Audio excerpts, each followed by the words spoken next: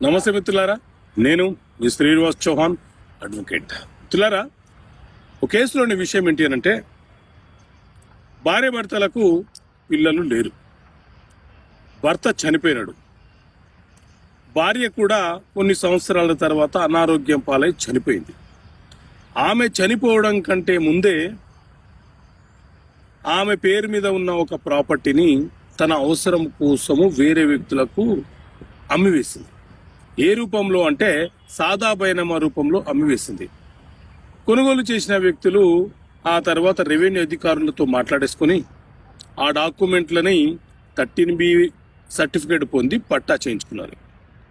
ఇంతవరకు బాగానే ఉంది. సో వీళ్ళు ఎవరైతే ఈ అమ్మిన వాళ్ళు, ఈ వృద్ధ దంపతులు, పిల్లలు లేని వాళ్ళు ఎవరైతే ఉన్నారో వాళ్ళు చనిపోయిన తర్వాత ఒక వ్యక్తి ఏం చేశాడు అని అంటే, వాళ్లకు నేను ఒక అడాప్టెడ్ సన్